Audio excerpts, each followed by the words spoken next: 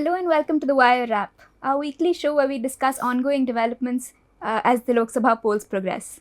With me today is National Affairs Editor of the Wire, Sangeeta Barooah Pisharoty, and Senior Journalist Sanjay Kumar. Thank you both so much for joining me. Thank you. Thank you. We're speaking today on the 2nd of May. Today marks the end of the year since the ethnic violence started in Manipur on May 3 last year. While the first few weeks saw the most intense bloodshed, the violence has continued in various ways over the year and has not shown signs of abating. The Meitei and Kuki communities are still living very segregated lives within the state. Just in the last week, we've had reports of shootings, of women's groups stopping the army from arresting armed civilians wearing police fatigue, of trying to snatch back weapons that have been seized. In the first phase of polling in Manipur, they had to be re-polling in, I think, 11 booths after alleged booth capture by Arambai Tengol, which is a Meitei militia group, and reports of vandalism. One of the incidents from the state that got the most widespread attention was a viral video of two Kuki women who were paraded naked and sexually assaulted.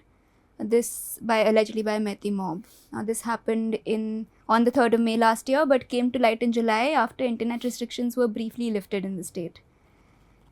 Now, the CBI charge sheet in the case has reiterated what the Wire had reported then, that the police was present at the site and failed to act. The women have said that they made their way into a police car. This is from the CBI charge sheet, that they were in a police car, but the driver refused to drive, saying that he didn't have the key. Then he did drive, but left them in front of a 1,000-strong mob. And then the police left the scene. Now, over the last year, there have been very serious questions raised about both the state and the union governments, both of which are led by the BJP, and their failure to stop the violence and lead to any sort of resolution in the state. The union government appears to have largely washed its hands of the situation. Prime Minister Narendra Modi has not visited Manipur in the last year and has talked about it publicly only twice, if I'm not mistaken. Most recently, he said that it was because of timely intervention by both the central and state governments that some marked improvement had been witnessed in Manipur, even though all the evidence points to ongoing escalations in violence.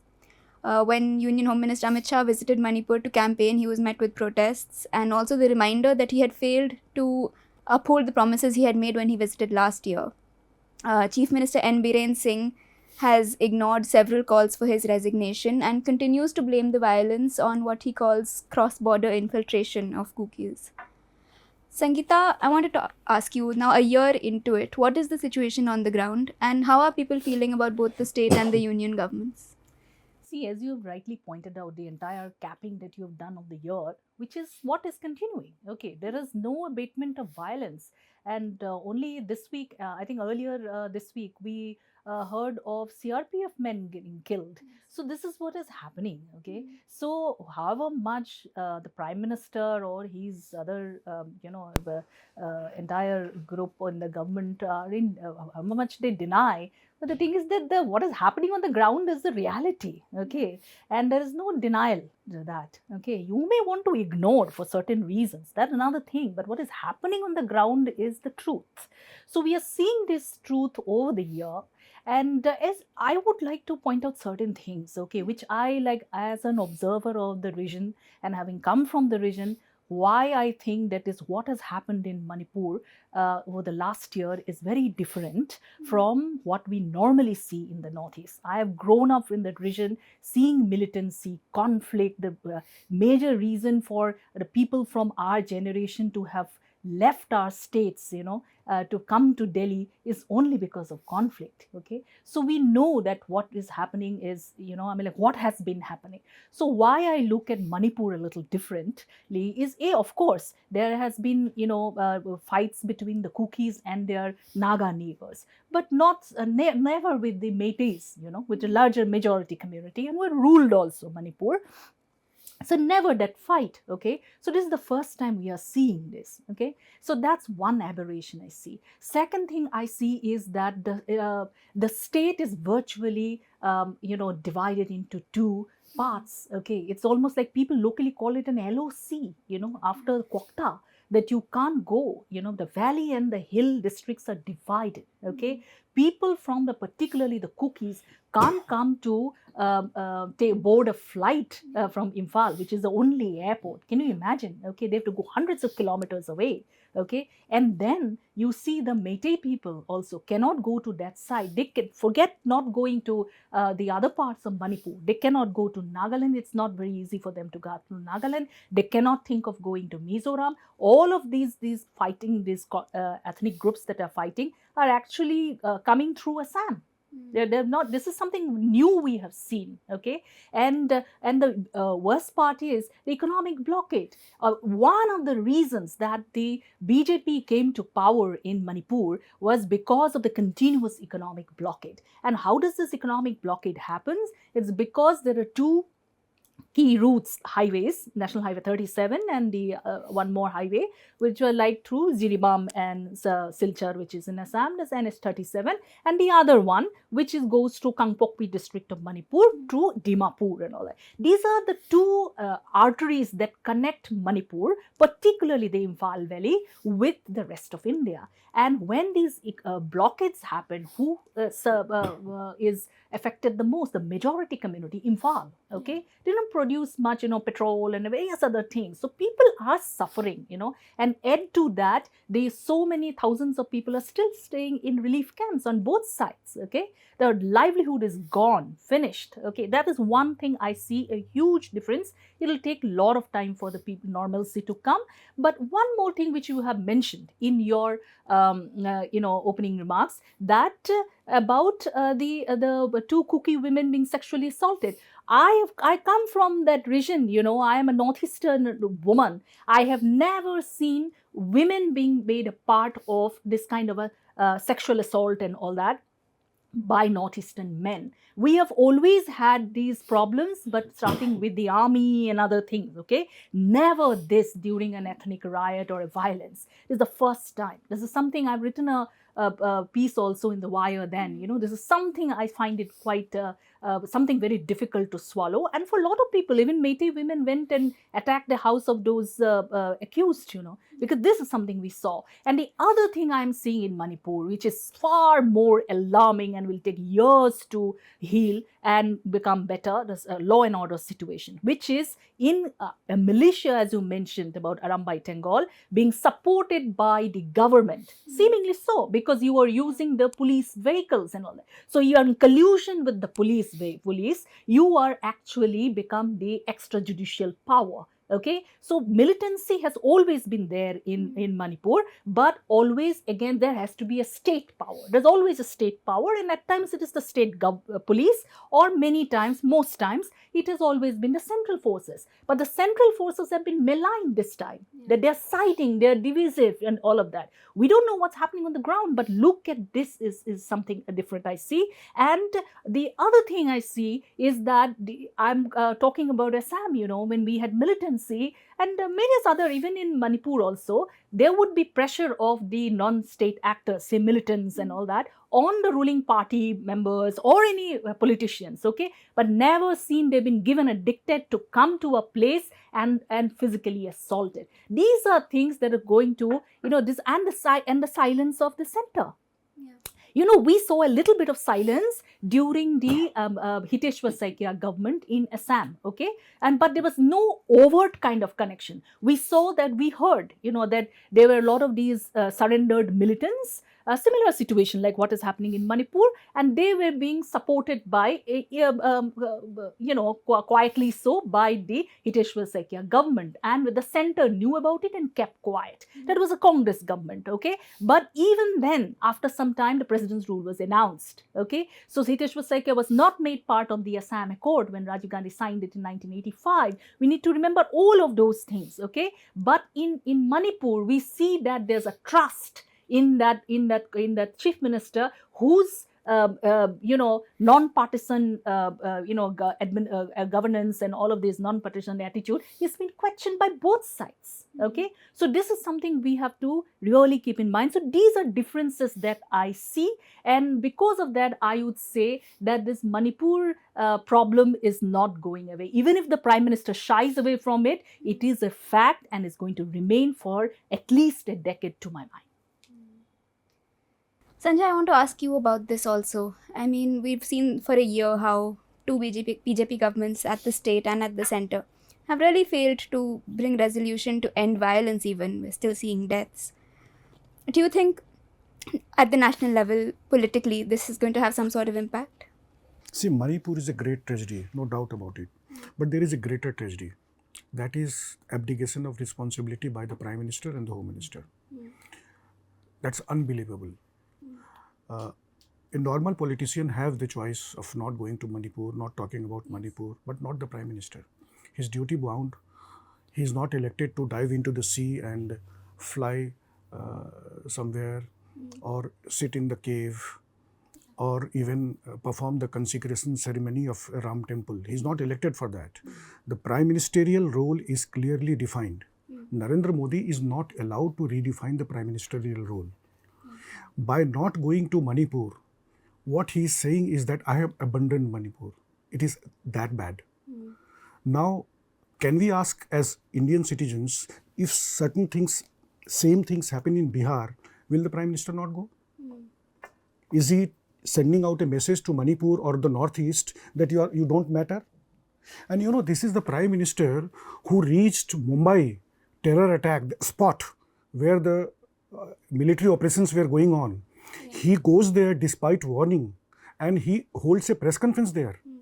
So it is not that the Prime Minister is, you know, he is a Prime Minister who is keen to have publicity everywhere. He has his photograph on the COVID certificate. And he thinks that he will not, you know, what I'll tell you, world over this is established that duplicity and escapism are not leadership attributes. But escapism and duplicity have been integral part of Prime Minister's politics.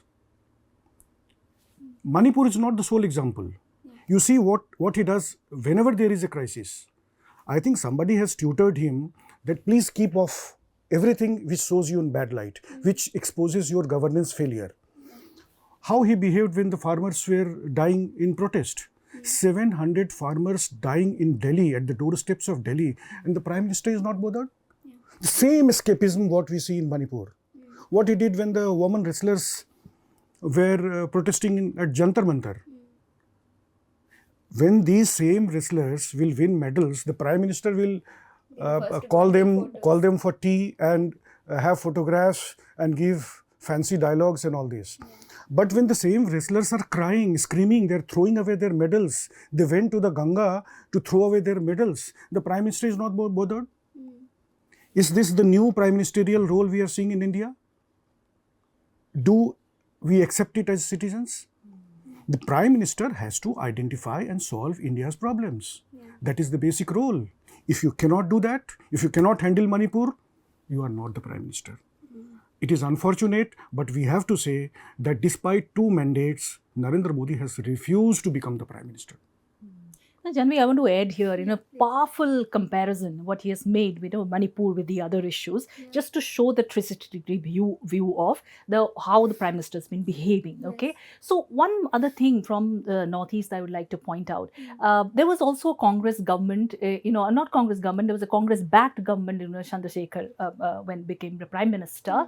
There was a first Assam Gana Parishad government in Assam. Okay, and it was just days before the 5-year term was to end, President's rule was announced in Assam. Okay, why was that? Because the Home Minister, that time Home Minister AGP, Home Minister Brigu Pukan, was actually spotted by the intelligence going and attending a non-state actor camp, which is an armed camp. Okay, he was in denial, but pictures, photographs were shown to the Chief Minister here, and who was Prafulla Mahanta at the time, and told him that there will be a President's rule. We cannot allow the collusion of and he was a Home Minister, so the state police and the non-state actors. What we are seeing now in Manipur is a kind of an aberration. The center is looking the other way, and Prime Minister is looking the other way means a lot. It's a border state. Okay, and what message are you sending? Are you saying that the state police can be partisan? Look at what the charge sheet of the Kuki women, CBI charge sheet saying that the police didn't act. Okay, and one thing that comes from the chief minister, who's also the home minister in Manipur, he says that we will look into it. Looking into it is too little, reaction or something too feeble a reaction against something which is stacked against the great trust that you have for the khaki. Okay, so this is something that a lot of thing has been sacrificed in Manipur. That's why I say it'll take years for normalcy, whatever normalcy it was, to come back. You know what Manipur has done at the national level? It has exposed the farcical nature of public discourse. Not only the sycophants and supporters of BJP formally released an advertisement saying that Papa ne war rukwa diya. Yes. Now this man is so powerful that he stops war in Ukraine by a phone call, and he can't handle Manipur. What a farce is going on? Is this the public discourse we expect? Is India a banana republic? How people, but this is so revolting and people are digesting it. Number one. Number two, I want to point out the home minister.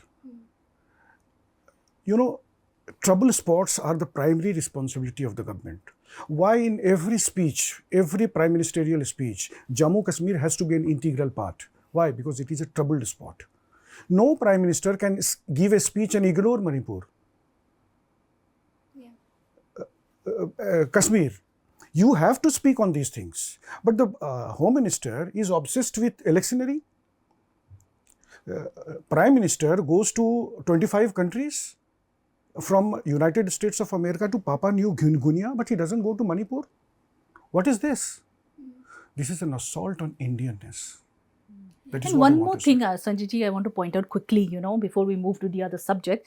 Okay, it's that, Ukraine, in Ukraine, people had not elected him, okay, not given the full mandate. In Manipur, the first time after Tripura, okay, in the northeast when we see, and first full simple majority, that mandate has come after Tripura in Manipur for BJP. So that's why the anger and the discontent, starting the Prime Minister to the party, the best. Every citizen has to be protected by the Prime Minister.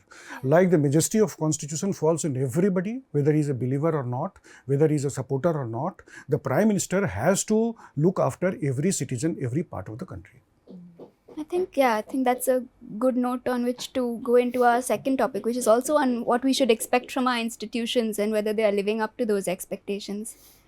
We've already seen 2 phases now of the 7-phase general elections pass by. We're going to see the 3rd phase next week.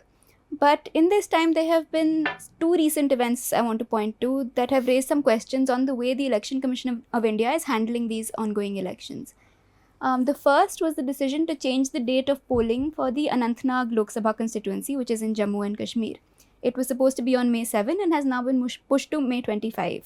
This decision was taken by the Election Commission after the BJP and 4 other parties known to be somewhat allied with it and 2 independent candidates wrote to the EC saying, because of weather conditions, it may be hard for some people to access parts of the constituency. Now, this is a constituency that was recently created in the delimitation, which has parts of both Jammu and Kashmir.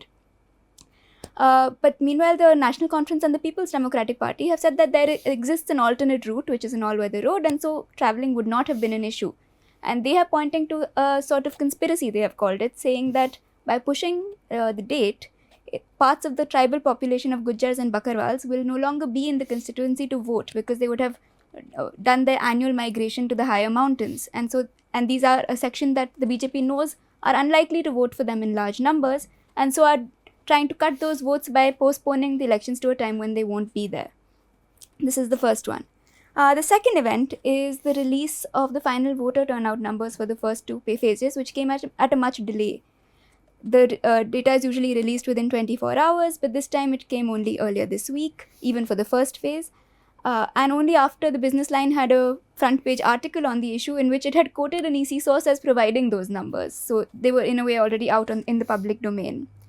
But even then, the EC has not provided numbers of total number of voters per constituency, so how many people cast their votes. It's only in the percentages. for the second phase, the final number they've released is about 5 percentage points higher than the interim number they'd released on that day. But there's been no explanation for this. Opposition parties have raised questions on why this delay happened and what that could mean. Sanjay, do you think the way in which the Election Commission is functioning in these elections instills confidence in the institution? It does not. It does not. There are so many questions which the Election Commission should answer. And the credibility of Election Commission is in tatters, no doubt about it. And I'm not in a position to comment on the logistics of holding election. Maybe Election Commission is right. The larger question is that why people nurture such deep suspicions about Election Commission. It is the problem of the track record of the Election Commission. What they have done, they refuse to take action against very serious violations by the Prime Minister and the Home Minister. Number one. Number two, this suspicion has been deepened by the Prime Minister himself. What he did, he overturned a Supreme Court judgment for the selection committee of the Chief Election Commissioner. Yes. He removed the Chief Justice of India. Now these actions deepen the suspicion of the masses.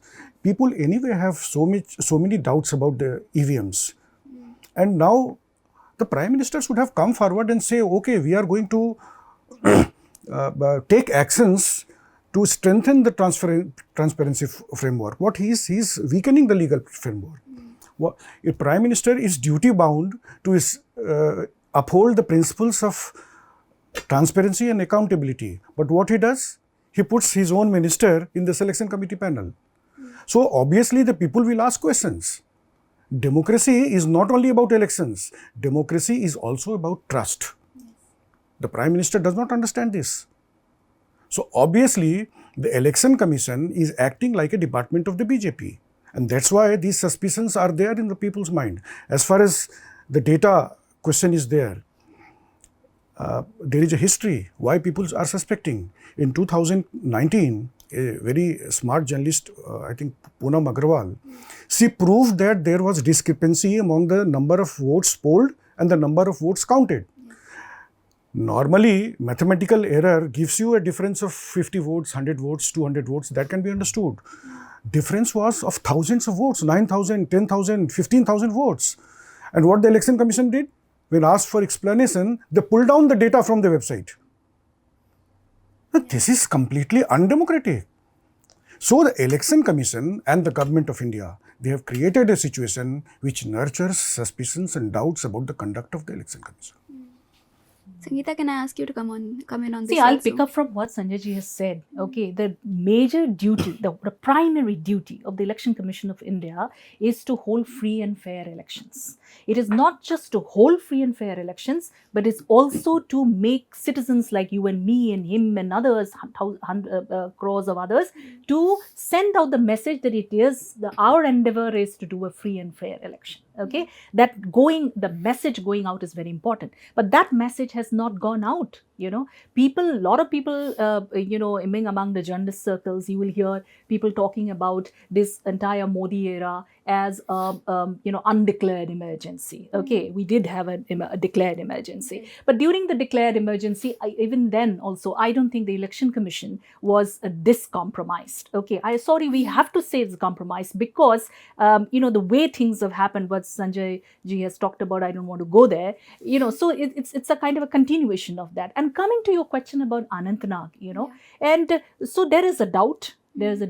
So if it is, and never have we seen, for big floods or something like that, it may happen, but we need to look into the history to see if this kind of a change of dates have happened, and particularly when a lot of things are at stake. See, election commissions, allegiance should be to the voters, okay, not to any political party or whichever party it would be. Today there is BJP, tomorrow there will be another party, but you can't be partisan to a ruling party, or if at all, if also being seen as being partisan. That is also problematic. I should clarify, the BJP is not contesting this seat itself. Exactly, okay, not contesting. friendly parties are contesting. So okay, so if there is a one section is not very happy with it, so now the point is your allegiance should be the voters.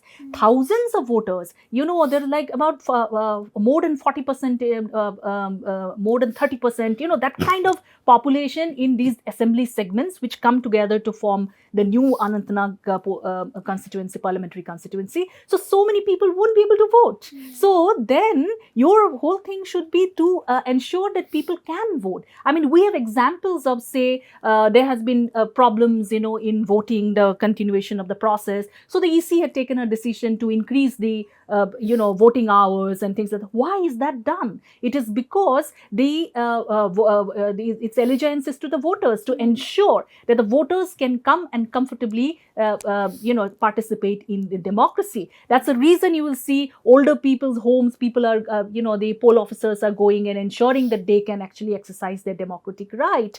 Then also many places you will see now where water has been organized, the multiple things, benches have been laid, so for people to just say, we don't see that. I want to talk about one more little thing, here. Like we saw in Assam, I come from Assam, and where in the national sphere, it's not been talked about as much as Anantnag been talked about. It's the Karimganj parliamentary constituency. Okay, so one night, just the night before the voting was to happen on April 26th, as many as 6 trains going to Silchar and Karimganj have been cancelled. And the argument given by the NF Railway is that there was a wagon had turned over and disruption. Okay, but the question is that it may well be a coincidence. Okay, it could happen. Okay, so it has been raining a lot in the region, so it can happen. But the thing is that what is Election Commission doing? Thousands of people go take those trains in the morning to vote in Silchar and Karimganj parliamentary constituency. Okay, so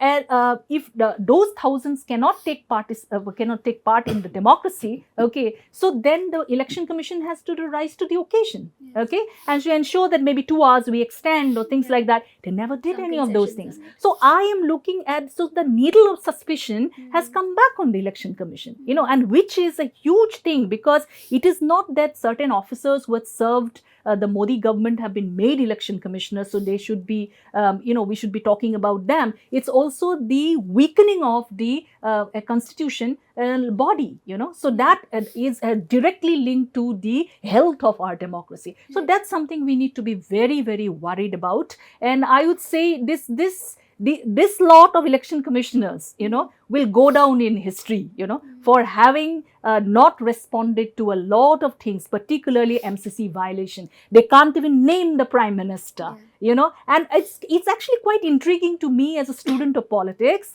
that when the Prime Minister is there, or even the ruling party, complaint against the ruling party happens for MCC violation, often we see that a parallel has to be drawn. I mean, if you are issuing a notice to the ruling party, whoever it may be, you have to issue something similar to an opposition. I have never seen this kind of a thing, So this is something, for us, 20 years down the line or something, they will be subjects of study actually.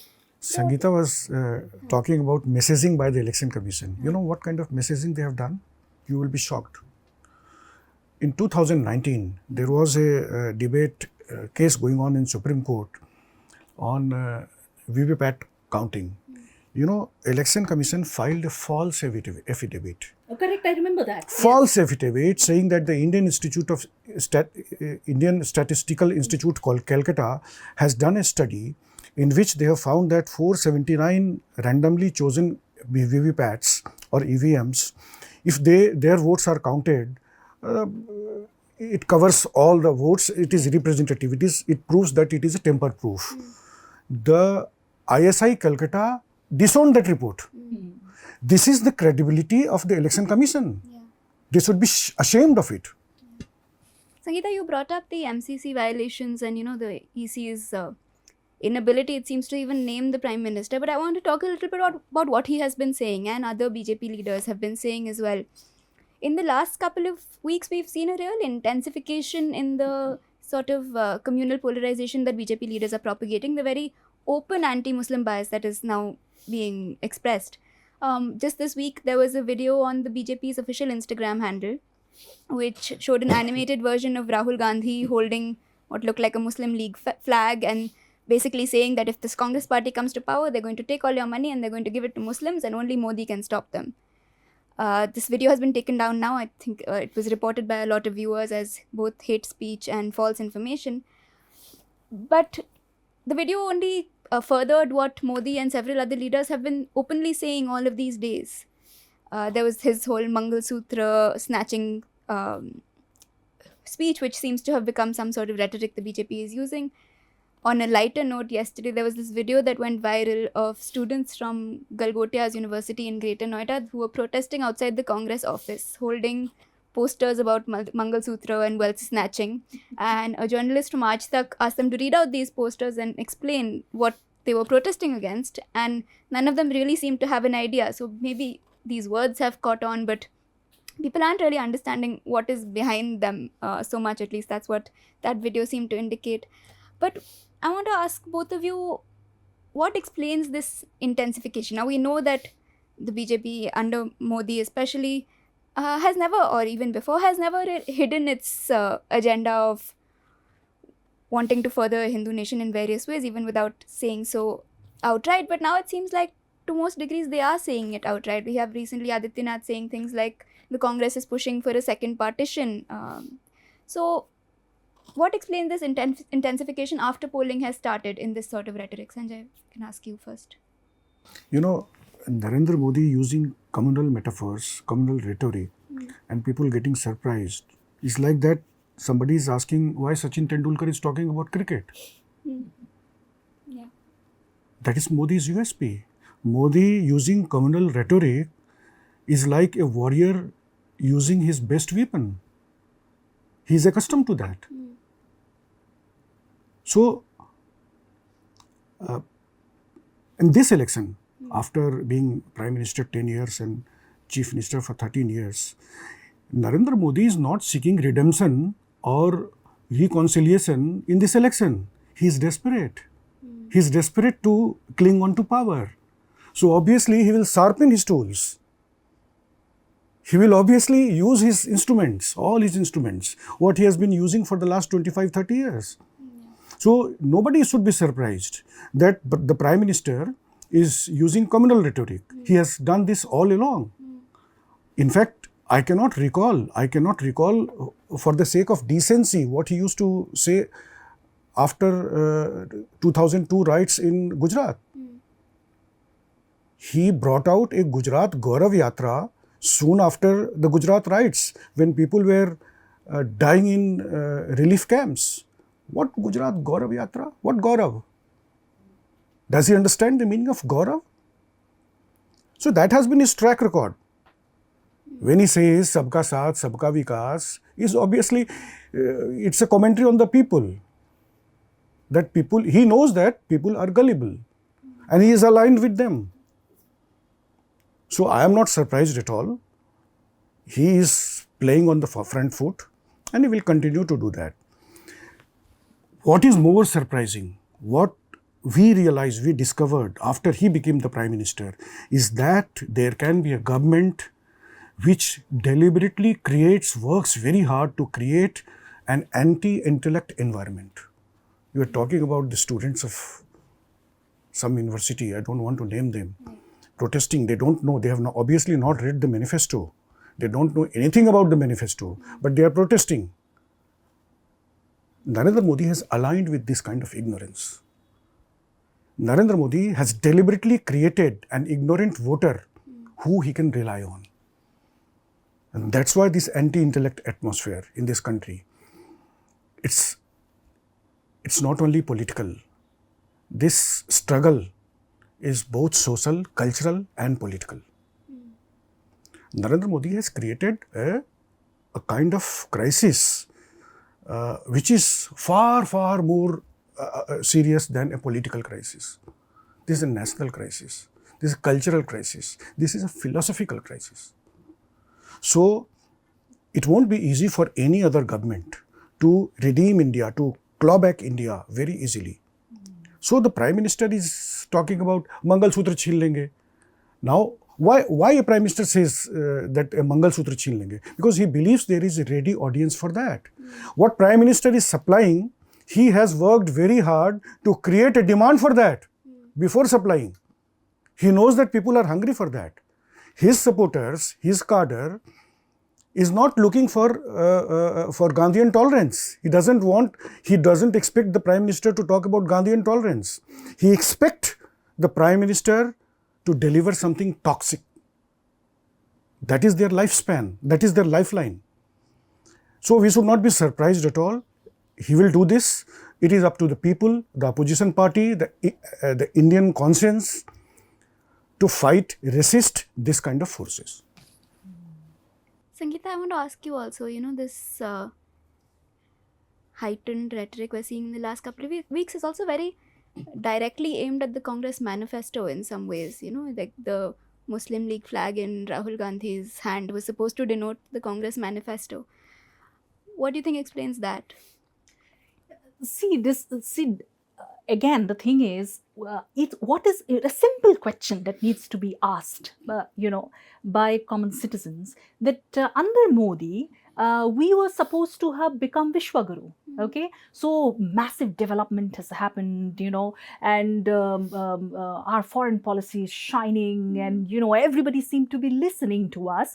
And as Sanjay ji said, Ukraine mein war rukwa di papa. Okay, so we are that. Okay, this is the guy that has brought us there. If you talk to, say about a year ago also, if you go to the ground and talk to common citizens, and usually voting for BJP, so it's the one reason why you want to vote for it. He said, हमारा pride आगे बढ़ा दिया. Okay, पूरा दुनिया हमारे बारे में सुन रहे हैं. ठीक है. So this is what, they are all WhatsApp University products, but that WhatsApp University successfully created those products. Okay. So, but when there is election, okay, and initially also Modi was talking about development and all of that, but suddenly the whole tune changed. And initially we saw in Banswara, they said those who have more children, and it started with there, and then naming Muslims. Then we see the Instagram, these video, that clip that you have referred to.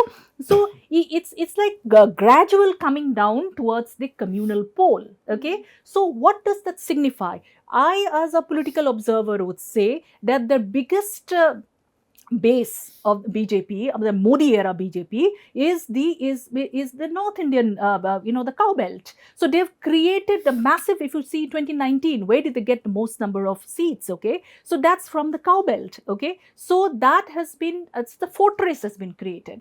But I get to, if you hear people who are on the ground, journalists and all, when they come back and talk about it, they just say that the local issues, okay, say unemployment, inflation, job loss, all these issues are important issues. Okay, so but then when those kind of variety issues are there, which is also, if you can look at it as anti-incumbency, when anti-incumbency comes, then what is it that they have to unite with? Okay, their entire fortress. It is that you have to again bring the brick and the mortar that created that fortress, which is the communal rhetoric. So whom would you bash against? It's the minority Muslim community. But your whole entire politics is Majoritan, so let's not be surprised. Okay. But I want to add, one more thing that Sanjay ji has mentioned about 2002 Gujarat riots. Okay. I want to go back to Manipur and say that, during the Gujarat riots, the Prime Minister was Atal Bihari Vajpayee.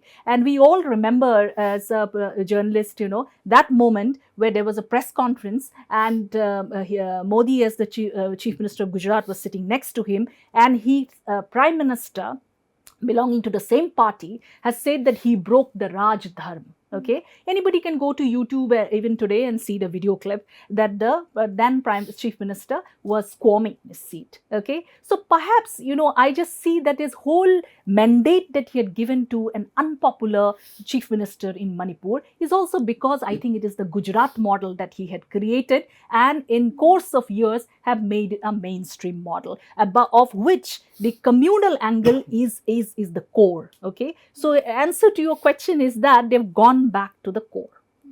See, I slightly differ, because it's not going back. The philosophy of RSS and BJP rests on Hindu-Muslim divide. You remove that base and it collapses. So they stand there all the time. They exist because of that base. They can't come back. Why they don't speak that language all the time is like Anil Ambani never says, or Mukesh Ambani never says that I'm a rich man. He doesn't have to say. Everybody knows that he's a rich man. Narendra Modi does not have to say that I'm communal. He doesn't have to repeat it. If he says, Well, today it seems like he does. if he says that I am for sabka saath, sabka vikas, that has to be carefully analyzed, scrutinized. But look at his tenure. He kept the furnace burning. Yes. Lynching kept happening every month, almost every month. All kinds of incendiary speeches, some group, some religious Sansad, some Hindu Sansad, something they will keep Yeah. talking about only to remind the people, look, we are here. Don't forget that who we are. Yeah. And who they are is known to the world. Sanjay, one more thing I want to quickly add, I mean, you're talking about the anti-Hindu Muslim thing. We had seen 1984 anti-Sikh riots in Delhi, the nation's capital. But during the Modi era, we saw also the Delhi riots, which was, almost it's a Hindu Muslim thing. I have come to live in Delhi, though I've been staying here for last 25 years, very late. Okay. But I would still like to ask you, I mean, like, is it after partition, have we seen anything Hindu Muslim in the national capital? No, not at all. Not at all. See, what happened in 1984, can any sensible person defend it? No. And the Congress had to pay for it. All the important Congress leaders apologized for that. And the most critical question is that, is Congress ideology, is Congress politics anti-Sikh? No. Are they pursuing an agenda to finish Sikhs? No. No. They made Manmohan Singh the Prime Minister of India. They do politics in Punjab all the time. They have not abandoned Punjab. So that was an aberration for which the Congress dearly paid, very heavily paid a price. But has the BJP changed its policy? Have they said that what Golwalkar and Savarkar said is not acceptable to us? No, they have not. They are pursuing that kind of policy. All the people who are known to be bigots, BJP is a refuge for them. So I don't think that we need a debate on this. It's understood what BJP stands for.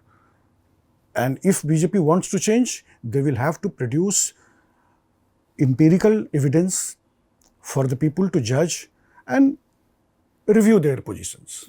And including, now you have forgotten to add the corrupts also. I think other parties are cleaned of now, all corrupt politicians, or at least allegedly corrupt. For that, you know what I say. If you say that democracy is in peril, then the language you expect from the Prime Minister will be not democratic. It will be an undemocratic, illogical, irrational language. A project which is so manifestly corrupt, so manifestly unjust, has to be accompanied by a irrational and illogical language. Okay, I'm going to butt in here because we're running out of time and there's still one more issue I'd like us to speak about, which is the allegations against Prajwal Revanna. Revanna is the JDS sitting MP from Hassan. He's also H.D. Devegowda's grandson. And he is the candidate in this election from Hassan from the National Democratic Alliance, because the JDS and the BJP are now fighting together. He has fled the country on his diplomatic passport. He's said to be in Germany. After it surfaced that there were about 3,000 clips of him with 70 odd women. Some of them showed very clearly that there was forced and non-consensual sexual activity. These clips, it's unclear if Revanna recorded them himself, but they're from his phone, it is said. And one woman, a domestic worker who worked for his family, has filed a police complaint against him and his father. Now, information about Prajwal Revanna being involved in some activity of this sort would perhaps have surfaced earlier. In June 2023, though, he sought and got a gag order against a large number of media houses against what he called were fake videos and doctored clips. But the Karnataka BJP leader Devaraje Gowda had written to senior party leaders in December saying that this sort of thing was happening was likely true, and so the party should consider not nominating him again because it can be used against them. The Karnataka government has now formed an SIT to look into the allegations. The SIT asked him to appear. He has replied seeking another week, saying he's not in Bengaluru. Meanwhile, Siddaramaiah, the Congress Chief Minister of Karnataka, has asked Modi to revoke his diplomatic passport. Now, there are a number of questions that arise out of this case. Clearly, the JDS and the BJP knew that something of this sort was happening, that there were these allegations, and with evidence that he appears to have recorded himself about these activities. But we saw in detail how the BJP treated or didn't treat its MP Brij Bhushan Sharan Singh when so many female wrestlers came out and protested in the national capital and laid out really serious allegations of molestation and sexual harassment against him. Sangeeta, what does this case say for you? Can men in positions of power really get away with whatever they want? Yeah, exactly. I tend to agree. And going back to BJP, look at what, starting from the Prime Minister, they were all talking about Sandesh Khali. Okay. I am not saying that, Sandesh Khali shouldn't have been mentioned. I, as a woman, would want all the women who were wronged should be, should get justice. Yeah. But that also includes what the Revanna case also. Okay. Yeah. That needs to be treated. Also Brij Bhushan. And you can't be partisan and playing politics over women's bodies. And that's starting from the Prime Minister and the ruling party. So that's something, I find it really difficult to digest. And of course, Congress is also using this whole thing during the election time. Yeah. So they are putting the ball in the court of the Prime Minister, saying that, cancel his passport, So all those things are there. But finally, it is the justice. How much of this justice these women will get post-election? All of these things are an issue for me as a woman. And but the other thing I want to also, one more thing I want to point out, like they all talk about the Prime Minister, starting from the Prime Minister, he is attacking Congress. He's always been attacking Congress as a dynast party. Okay. Who's Revanna? Okay. Yeah. His father is an MLA, father, grandfather, uncles, chief minister, all of that. Okay. And why is he getting a ticket this time to contest from Hassan? Is he qualified to get it? Okay. If at all, any other thing than the dynasty part. Okay. And who's contesting from Hamirpur? Anurag Thakur. Who's he? He is also a dynast.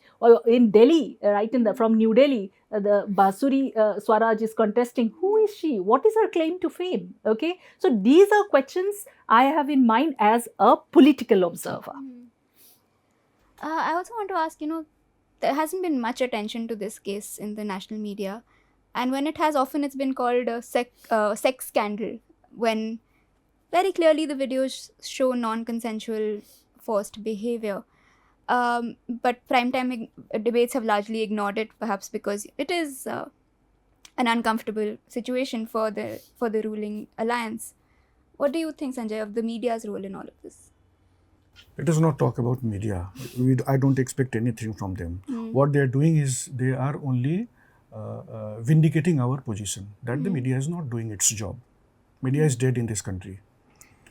But this case is not about one perverse individual. This is about the system, about the society. Yeah.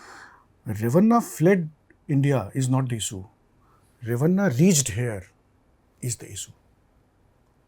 How such a person becomes a member of parliament?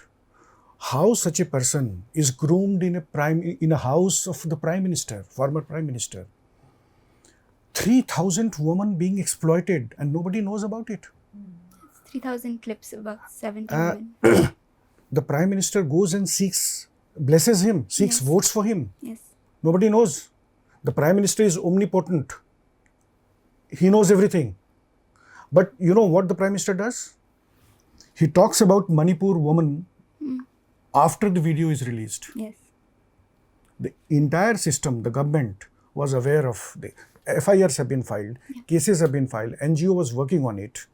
But the Prime Minister opens his mouth when the video becomes viral.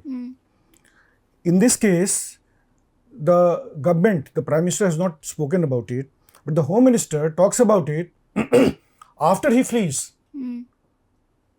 Was the government in the know of these activities or not? Home Minister says, why Karnataka police, Congress police allow, is it a police case? It is a case of, is it a case of police inaction? Such horrendous crime?